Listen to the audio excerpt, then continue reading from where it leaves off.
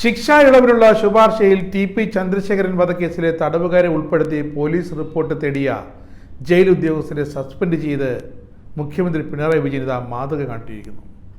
ഉത്തരവ് ഇറങ്ങിക്കഴിഞ്ഞു. Kannur central jail superintendent ചുമതലയുള്ള joint superintendent K S. Sreejith, assistant superintendent grade 1 B G. Arun, assistant prison officer O V. Raghunath ഇവരെയാണ് അന്വേഷണ വിധേയമായി സർവീസിൽ നിന്നും സസ്പെൻഡ് ചെയ്യാൻ മുഖ്യമന്ത്രി അടിയന്തരമായി ഉത്തരവിട്ടത്.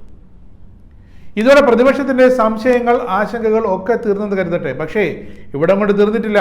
പ്രതിപക്ഷ നേതാവ് വി.ഡി. സതീശന്റെ ആശങ്കകൾക്ക് കനത്ത മറുപടി തന്നെ ഈ വിഷയത്തിൽ മുഖ്യമന്ത്രി നൽകിയിരിക്കുന്നു. വി.ഡി. സതീശന്റെ സബ്മിഷന് മുഖ്യമന്ത്രിക്ക് വേണ്ടി മന്ത്രി എം.പി. രാജേഷാണ് മറുപടി സഭയിൽ നേരിട്ട് കൊടുത്തത്.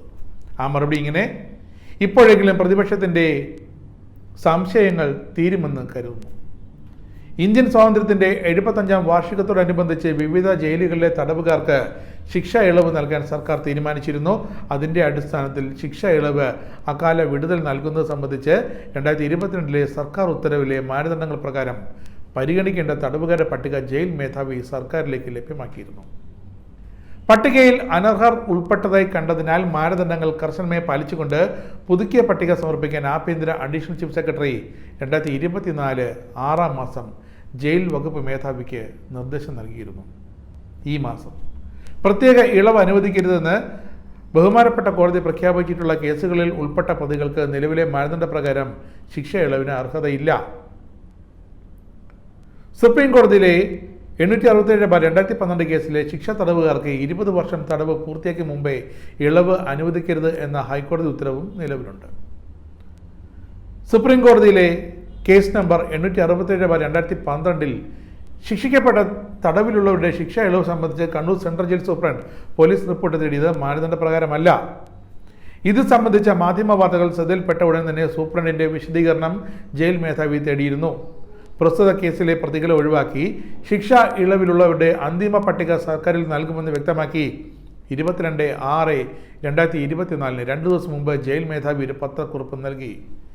ശിക്ഷാ ഇളവിന് പരിഗണിക്കുന്ന തടവുകാരുടെ വിവരങ്ങൾ ആരാഞ്ഞ് കണ്ണൂർ സെൻട്രൽ ജയിൽ സൂപ്രണ്ട് ജില്ലാ പോലീസ് മേധാവിക്ക് നൽകിയ കത്തും ഇക്കാര്യത്തിൽ ജയിൽ ഹെഡ്ക്വാർട്ടേഴ്സിലേക്ക് ജയിൽ സൂപ്രണ്ട് നൽകിയ വിശദീകരണവും മാധ്യമങ്ങളിൽ ലഭിക്കുന്ന സ്ഥിതിയാണ് ഇപ്പോൾ കണ്ടത്. ഇതുൾപ്പെടെയുള്ള കാര്യങ്ങൾ സർക്കാർ ഗൗരവകരമായി പരിശോധിക്കുന്നതാണ്.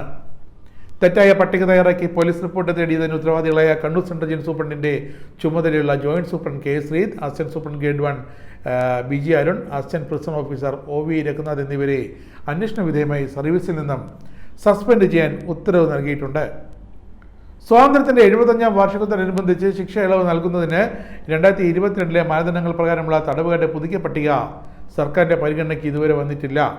ഈ സാഹചര്യത്തിൽ സുപ്രീം കോടതി മാനദണ്ഡങ്ങൾ പ്രകാരം ശിക്ഷാ തടവുകാർക്ക് ശിക്ഷാ ഇളവ് നൽകുന്നത് ഇപ്പോൾ സർക്കാരിന്റെ പരിഗണനയിലില്ല. ഇത് സംബന്ധിച്ച ആരോപണങ്ങൾ അടിസ്ഥാനരഹിതമാണ്. ഇതാണ് മുഖ്യമന്ത്രിക്ക് വേണ്ടി നിയമസഭയിൽ ഇന്ന് വളരെ വ്യക്തമായി നൽകിയ ആ സബ്മിഷനുള്ള മറുപടി. പ്രതിപക്ഷ നേതാവ് ഉന്നയിച്ച തന്റെ സബ്മിഷനുള്ള മറുപടി ഇതാണ്. അപ്പോൾ ഇത്തരമൊരു പട്ടിക സർക്കാരിന് മുന്നിൽ ടി.പി. വധക്കേസിലെ പ്രതികളടക്കമുള്ളവരുടെ പട്ടിക ഇപ്പോൾ സർക്കാരിന് മുന്നിൽ വന്നിട്ടില്ല. പട്ടിക ഇനി വരാൻ പോകുന്നതേയുള്ളൂ. പട്ടിക വരാത്തതിനാൽ ആ പട്ടിക പ്രകാരമുള്ള തടവുകാരുടെ ശിക്ഷ ഇളവ് നിലവിൽ സർക്കാരിൻ്റെ പരിഗണനയിൽ ഇല്ല. ഇത് വീണ്ടും വളരെ വ്യക്തമായി മുഖ്യമന്ത്രി ആവർത്തിച്ച് പ്രഖ്യാപിച്ചിരിക്കുന്നു. ഇപ്പോഴെങ്കിലും പ്രതിപക്ഷത്തിൻ്റെ ആ കനത്ത സംശയങ്ങൾ അവസാനിച്ചു എന്ന് തന്നെ വേണം കരുതാൻ. കൂടുതൽ വാർത്തകൾ അറിയുവാനായി ഈ ചാനൽ സബ്സ്ക്രൈബ് ചെയ്ത് ഫോളോ ചെയ്യുക.